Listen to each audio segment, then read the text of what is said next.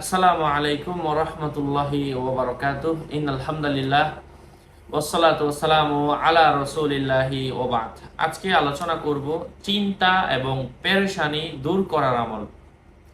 সাথে যুক্ত আছি আমি মুফতি জুবায়ের বিন ইমাম। ভেরিফাই চ্যানেলের ডেসক্রিপশন বক্সে ক্লিক করলে আমার পেজ এবং আইডি আসবে। এটা ছাড়া আলাদা অন্য কোনো পেজ নেই, আইডি নেই, ইমো নেই, হোয়াটসঅ্যাপ নেই, টিকটক নেই। নাম ছবি দেখে বিভ্রান্ত হবেন না। প্রত্যেক ভিডিওতে আলাদা আমি সাবধান করি, সতর্ক করি। সম্মানিত প্রিয় উপস্থিতবৃন্দ, চিন্তা দূর করার জন্য কোরআনের এই আয়াতটা, আমি যে আয়াতটা বলবো, যখনই চিন্তা হয়, অনেক পেরেশান হয়ে যান, চিন্তাগ্রস্ত হয়ে যান, এই আয়াতটা পড়ে বুকের মধ্যে ফু দেন।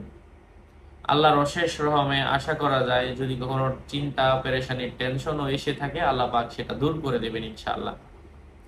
আপনাদের সাথে ছিলাম আমি মুফতি জুবায়ের বিন ইমাম।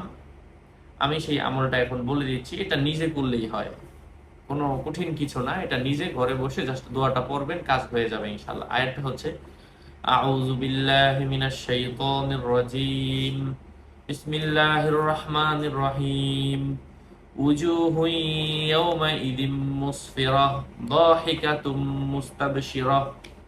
এই দুইটা আয়াত সূরাতু আল আবাসার মধ্যে এসেছে। কুরআনুল কারীমের 30 নম্বর পারার কোরআনের সিরিয়াল অনুযায়ী 3 নম্বর সূরা, মানে 30 নম্বর পারার 3 নম্বর সূরা।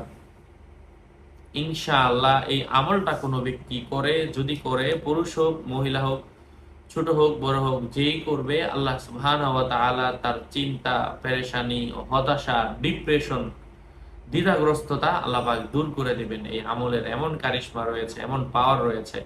আল্লাহ সুবহানাহু ওয়া তাআলা আমাদেরকে এই জাতীয় আমলগুলো বেশি বেশি করে উক্ত ফজিলত লাভের তৌফিক দান করেন। আরো আপডেট পেতে সাথেই থাকবেন। সকলের মঙ্গল, সুস্বাস্থ্য, দীর্ঘায়ু কামনা করে এখানেই শেষ করছি। আসসালামু আলাইকুম ওয়া রাহমাতুল্লাহি ওয়া বারাকাতুহু।